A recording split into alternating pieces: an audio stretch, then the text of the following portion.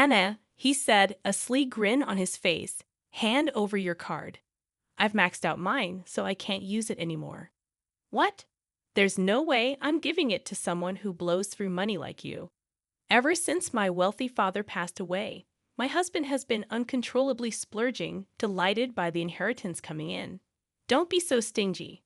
We're going to get a huge inheritance soon anyway. He must think he's become some kind of oil tycoon. Fed up with his attitude, I decided to reveal a certain truth to him. I'm not actually related to my father by blood. I'm my mother's child from another marriage.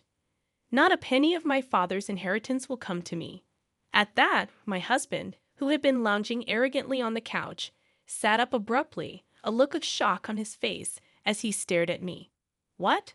Why have you kept something so important a secret until now?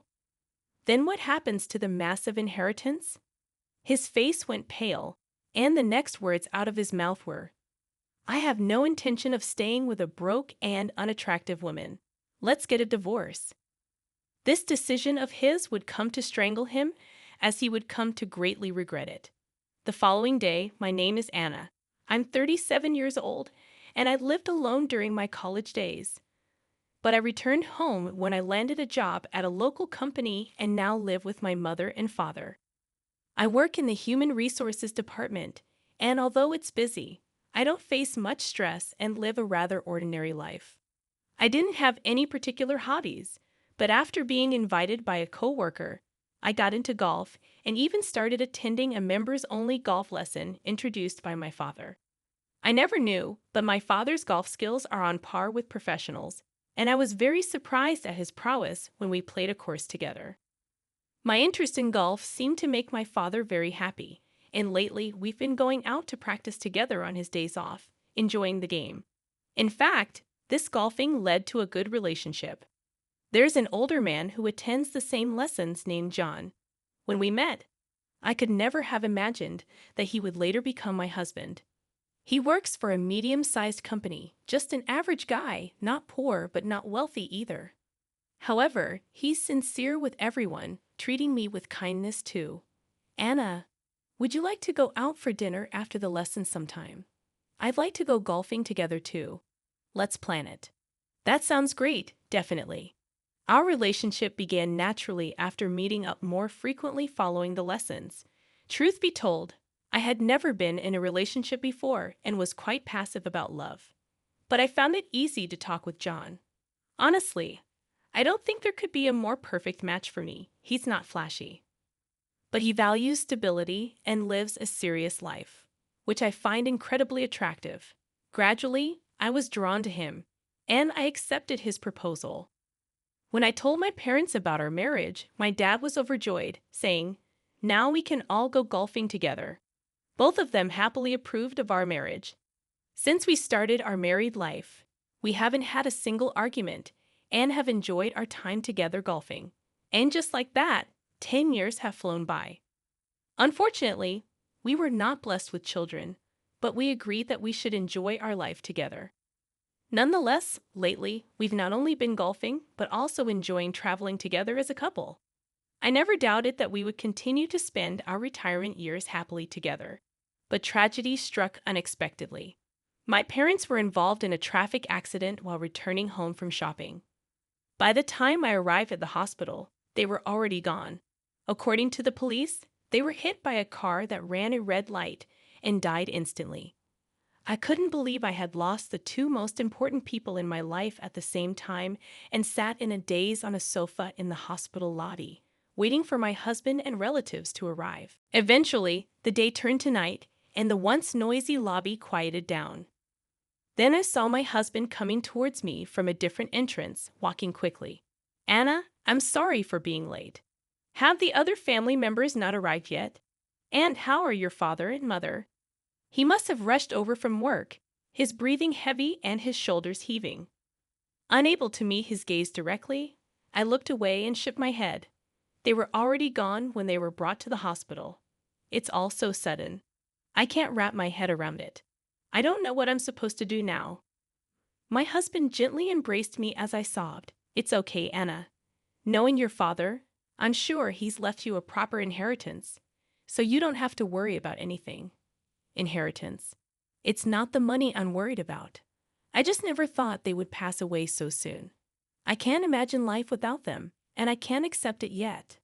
I shared with my husband the raw emotions I was feeling. Of course, there are a mountain of things to do now, like the funeral and complicated procedures, but for now, I just wanted my husband to understand and comfort me. However, he uttered something unbelievable. Well, I get how you're feeling right now, but from my point of view, this accident is like a windfall. What, did I hear that right? Wait, what did you just say? So I said it's like hitting the jackpot. I've been waiting for this moment ever since marrying Anna. It's been so long, over 10 years of waiting, and they finally passed. Now I can say goodbye to that crappy company and live it up. John continued laughing as if he had been freed from something. Is this John, my calm and serious husband? The John I first knew is a kind person who would cry with me in times like this, not someone who would bring up inheritance right after my parents passed away. I was quite panicked by the situation. So let me ask again, how much are we talking about from the inheritance? Your dad must have saved a lot of money, plus that house is in a great location, and it's huge. With a little renovation, it could sell for a good price, right, John? What are you talking about? I'm talking about the inheritance. How much do you think it will be? I don't know right now. Did you marry me just for my parents' inheritance? I asked, trying to make sense of the situation despite my turmoil. Obviously, who else would marry someone like you? You didn't think even for a moment that I approached you for money, John said dismissively, laughing at me. I was speechless at my husband's cruel words. How much is it? He kept asking about the inheritance, his eyes shining with greed. Indeed, my father was a well-known, wealthy man in the area, respected by many. Though a bit away from downtown, he owned a lot of assets, including land, real estate, and mountains. However, we had never discussed such matters before getting married or even after our marriage was decided. John, when did you find out about my father's inheritance? I asked my husband, trying to hide the tremble in my voice. Of course, before we got married. Remember when I was at that golf lesson with your dad? He told me directly. As soon as we talked about asset management, he spilled everything, from the lands he owned to everything about his daughter Anna. He bragged about it so much that I was convinced it was a good opportunity. So you approached me because of that. What other reason could there be? Have you ever looked at yourself in the mirror? Your lack of dating experience until the age you met me speaks volumes. Even if I was after the money, you should be glad you got married at all. I could feel my blood boiling with each word he said. My husband married me not out of love, but for the inheritance, eagerly waiting for my father to pass away. The anger towards my husband's scheme and the shame of not seeing his true colors sooner made me feel like I was about to cry again. But I desperately held back. Crying now would feel like losing to this terrible man. I get it, John. I understand your plan, so please, no more. I don't know how much we will get from the inheritance right now. My head is full of my dad and mom, so let's talk about this when things have settled down. My husband looked displeased but only replied with a nod. After that, busy days continued with arranging the funeral and dealing with bureaucratic procedures. There was so much to do that I had no time to mourn my parents' deaths. When things finally settled down, the urns and a photo of my smiling parents were placed in the house. Looking at them, I finally felt the reality of their passing. I cried my heart out in front of the altar. Meanwhile, my husband, without any consideration for my feelings, was overjoyed at the prospect of the inheritance and started living a lavish lifestyle on his own. He began by purchasing the luxury car he had always wanted.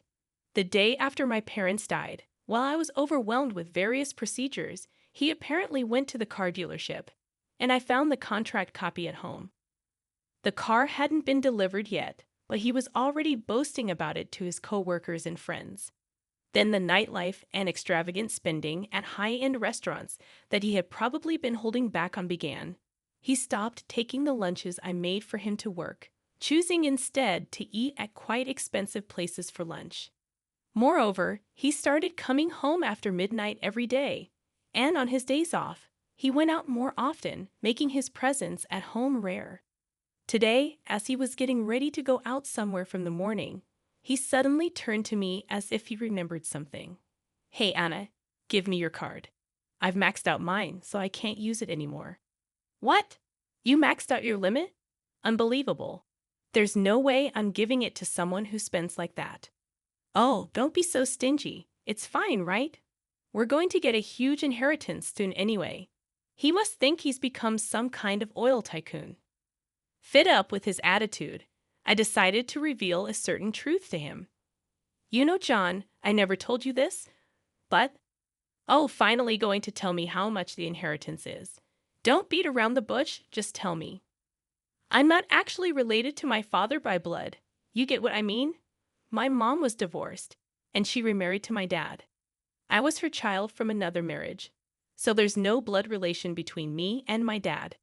That means I won't get a penny of the inheritance." "What? Why have you kept something so important a secret until now? Then what happens to the massive inheritance?" "I don't know. Probably my dad has several siblings, so they'll likely be divided among them. It seems like you had a misunderstanding, John. But you're going to have to figure out how to pay for that maxed out card on your own, okay?" "No way. This has to be a lie." John's face went pale. He struggled to accept the reality that there would be no inheritance. "I gave a lot of cash to Alice. She said she was moving out to live on her own, for the initial costs, furniture." "Wait, who's Alice?" I was confused by the sudden mention of this person. "It's obviously my affair partner." John, unsettled by the news of no inheritance, revealed his infidelity. "Why didn't you tell me something this important? You could have at least had the decency to tell me after my parents passed." "My husband started yelling and blaming me, which just made me disgusted. It hadn't even been that many days since my parents died, and here he was spending extravagantly. But well, with this card's limit, I can barely scrape by. It would have been bad if I'd made one more big purchase. I had my eye on this watch, man." "That was close. Safe, he said, checking the card statement on his phone, seemingly relieved. It seemed I had narrowly avoided a disaster. "This makes no sense. Marrying a wealthy man's daughter, and it comes to nothing. No money and stuck with someone ugly. I have no use for you anymore. Does that mean you want a divorce?" "Yeah, that's right." He laughed at me as if mocking. Seeing him like this, I felt deeply sad that my entire marriage had been built on lies. There was no point in continuing a marriage with someone whose true character was now clear to me. His offer was actually a relief. "Fine, I agree to the divorce. Continuing this loveless life is just empty. However, I demand alimony for your affair, and that you waive any claim to assets since you confessed to the affair. That's only fair. I don't care if it means I can get away from you a second sooner. Any condition is cheap. We can go to the courthouse right now and file for divorce if you want." True to his word, we went straight to the city hall and quickly finalized the divorce.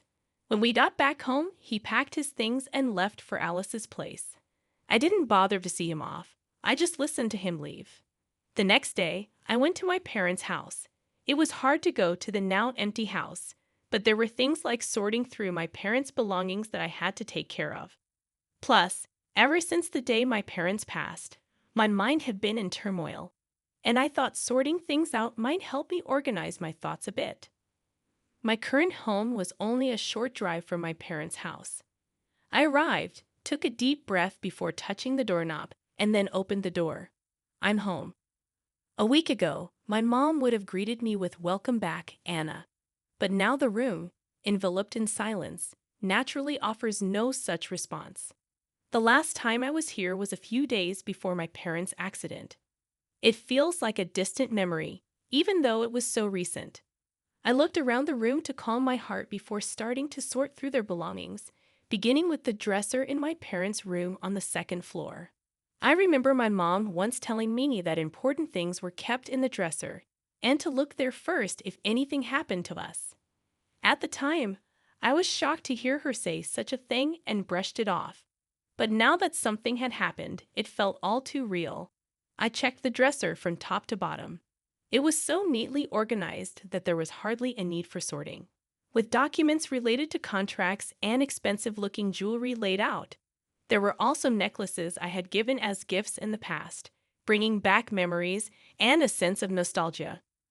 Among the shelves of contract documents, I found a white envelope labeled for Anna. Open in case of something happening. What's this? A letter for me. Gently, I opened it to find several sheets of letter paper, the first of which was labeled as a will. Surprisingly, not from my mom, but from my dad. As I hurriedly read through it, it contained something I never expected. It mentioned how he thought of me as his true daughter, even though I was my mother's child from another relationship. In the event of something happening to him, half of his estate was to be inherited by my mother and the other half by me. Dad, I had no idea you thought of me that way. I hadn't anticipated such a letter. When my mom remarried, my dad was still in elementary school. Suddenly, having a stranger come into our lives took a while before we could communicate well. Meanwhile, my dad, unfazed, took me out to various places and played with me at home, treating me kindly. But I always kept a distance in my heart because we weren't blood related. But reading this letter now, I felt as if a gaping hole in my heart was being filled, spreading a warm feeling throughout. At the same time, I felt a sense of divine retribution against John for all his selfish actions, and it was quite satisfying. That's it, I thought, pulling out my phone from my pocket to take a picture of the letter's contents. After all he put me through, it was my turn to have the last laugh. With that thought, I immediately sent the photo to John, hoping to show off. I half expected to be blocked, but to my surprise, he read the message immediately and called. At first, I ignored his persistent calls, but eventually I answered, "Hello, John." "Hello? What do you mean, hello? What's with this will? You said you were just a stepchild and that the inheritance would be divided among your dad's siblings, didn't you?" John yelled, complaining to me. I thought so too at that time. Today, when I went to my parents' house to sort through their things, I just happened to find that will. I had no idea Dad thought that way. Talk about a windfall. My words seemed to fan the flames of John's anger, and he began to yell even more. "This is fraud. You must have lied because you didn't want to give me the money, right? If that's the case, I have a right to that inheritance too, right?" Inheritance. We got divorced yesterday, remember? Or did you forget already? Damn it. I'm not giving up on that inheritance. If you don't give me that money, I'll storm over to the house. John even resorted to threats. But there's no reason for me to give John any inheritance. Enough with the nonsense. You were the one who agreed to a divorce and waived any claim to assets just yesterday. And what did you say? That getting away from me was worth it? The divorce papers have been processed. We're strangers now. You won't get a penny of the inheritance. Looks like you rushed the divorce and lost out. Truly pitiful. Hearing my words, John was yelling something, but realizing that spending any more time on him was a waste, I quickly hung up and set my phone to block his calls. I carefully put the letter back in my bag to make sure I wouldn't lose it, and went back to sorting through the belongings. Memories kept surfacing with each item I found, pausing my work. But by dusk, I had mostly finished sorting everything. Leaving my parents' house, I got into my car, but recalling the conversation with John, I made a call to a certain place before heading back home. When I arrived, true to his word of storming over, there was John, filled with rage, waiting for me. "You sure took your time cleaning up." "Well, yeah. It took a while to find all the documents and stuff. So what do you want?" I stared John down, trying not to be intimidated, and kept the conversation going to buy some time. "Don't play dumb. It's about the inheritance. You brought back bank books and stuff, right? Just give them to me, and I won't do anything. I don't want to be here a second longer than I have to." John's face, happy when he left for his affair partner's place yesterday, had changed to one of exhaustion, and he looked restless, constantly fidgeting. "I told you on the phone, we're strangers now.